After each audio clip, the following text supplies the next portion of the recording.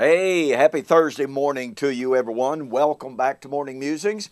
My name is Don K. Preston. I am the president of Preterist Research Institute of Ardmore, Oklahoma. Hey, do not forget, July 12th, 13th, 14th, Ardmore, Oklahoma, Preterist Pilgrim Weekend. It's going to be a great time of wonderful fellowship, a time of great lessons. Our theme is getting back to the basics. Okay, well, I've been sharing with you the direct connection between the doctrine of martyrdom and suffering and resurrection. And what I want to do in this video is kind of bring that study down to a close so that we can get back directly to Romans 8 and 1 Corinthians 15. But I have to tell you, I believe that it is impossible to overemphasize this connection. Remember now, Romans 8 and 1 Corinthians 15 are directly parallel in their discussion of the resurrection. Well, in Romans 8, Paul said, I reckon that the suffering of this present time is not worthy to be compared with the glory that is about to be revealed in us. And he speaks of that urgent looking for, longing for, expectation for the manifestation of the sons of God at the time of the resurrection. So, suffering and martyrdom, resurrection go hand in hand. Let's walk through a few of the New Testament passages that I've already shared with you, but I want to do this quick summary to drive home this connection between suffering and martyrdom and the coming vindication at the day of the Lord, at the time of the judgment, at the time of the resurrection, at the time of the judgment of Israel. Let's begin where I think is absolutely the foundational text to talk about suffering, martyrdom, and resurrection. In Matthew chapter 23, Jesus stood in the temple, and he castigated the Jews on that occasion, and he said, which of the prophets have you not slain? He speaks of their long internecine history of killing the prophets. And he said, fill up then the measure of your father's guilt. Behold, I send to you wise men and scribes. In Luke 11:49 and following, he adds, I send to you apostles and prophets, wise men and scribes.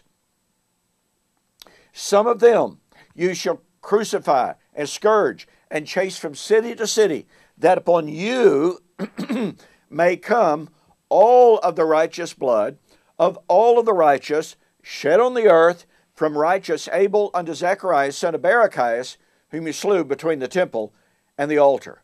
Verily I say unto you, all of these things will come upon this generation. Nothing could be clearer, nothing could be more definitive. Pardon me. Jesus said that the vindication of all of the martyrs, what is that? That's the judgment of the dead, would be brought upon that generation. That's the living. We thus have in Matthew 23 the judgment of the living and the dead. It would occur in that generation, and it would occur in the judgment of Jerusalem. You know, folks, I could stop right there. This passage is so definitive in laying out the paradigm for the topic of suffering and martyrdom and vindication and judgment, the judgment of the living and the dead. But of course we can't stop there. We look at Romans chapter 8, and Paul said, if you are children of God, then you are heirs, and you are heirs of Jesus Christ, if so be that we suffer with him, we shall also be glorified with him. Do you see? Suffering, martyrdom, glorification. When was that coming? In just a little while.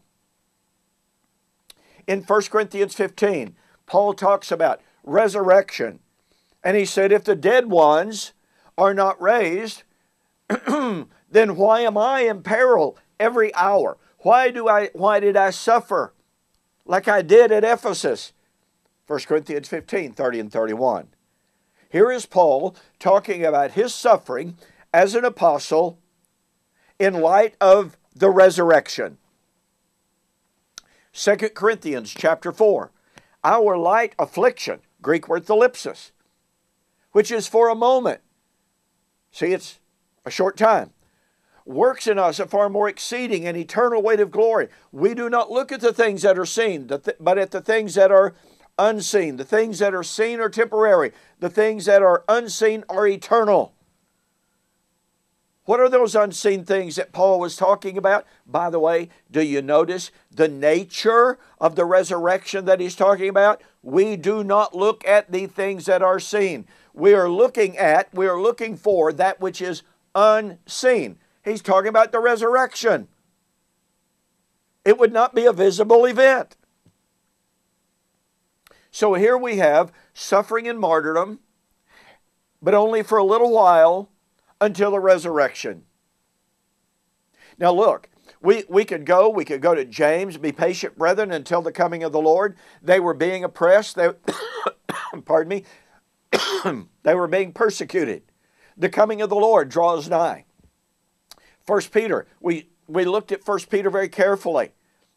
And now Peter is talking to them and saying they only had to suffer for a little while. And the end of all things was near, had drawn near. The judgment of the living and the dead was at hand. The time had arrived for the judgment of the living and the dead. 1 Peter 4, verses 5 to 17.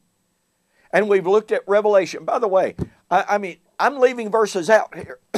Pardon me. Oh, I've just got to get this. Hebrews chapter 10.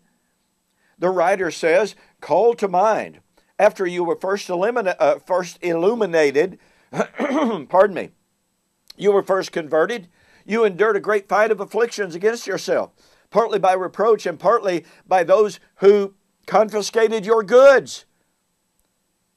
In this you rejoice, knowing that you have in heaven a better and an enduring substance. But what did he say in verse 37? And now, in a very, very little while, the one who is coming will come and will not delay. Suffering and martyrdom, the promise of imminent vindication without delay. By the way, in Hebrews chapter 11, we have the reiteration of the format of Matthew chapter 23. Just like Jesus talked about Adam and martyrdom, Hebrews chapter 11, Adam and martyrdom. Just like Jesus marched forward about all of the blood of all of the righteous, on right down through Moses, Abraham, Isaac, Jacob, all the way to Moses. Guess what? Here is Hebrews chapter 11, talking about the same thing. And they were looking for their eternal reward, the heavenly city, the heavenly country, and it was about to come because they had arrived. They were at Mount Zion. They were in the process of receiving the everlasting kingdom at that very time. Suffering and martyrdom of all the righteous, all the way back. Oh, and by the way, they, all of the dead, without us, that's the living, could not be made perfect. That's the judgment of the living and the dead. And we've talked about Revelation. Look, there is absolutely no way to avoid or to properly ignore the inextricable connection between suffering and martyrdom and judgment, the coming of the Lord, and the resurrection. And when we see that Jesus, Paul, James, Peter, and John all said that vindication was coming very soon. It was at hand. It had drawn nigh. And when Jesus declared, behold, I come quickly. Honestly, that should settle the issue. The resurrection would be the time of the vindication of all of the blood of all of the martyrs. And that occurred in AD 70. Let me remind you to get a copy of Sam Dawson's book, Revelation Realized.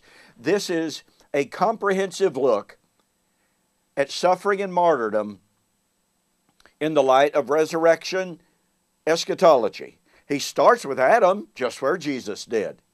Go to my website, DonKPreston.com, BibleProphecy.com, and order this book, Revelation Realized. You will be absolutely amazed at how comprehensive and how clear the evidence is that the resurrection would be the time when Matthew 23 would be fulfilled in AD 70. All right. I apologize for my voice this morning. I didn't take any allergy stuff last night.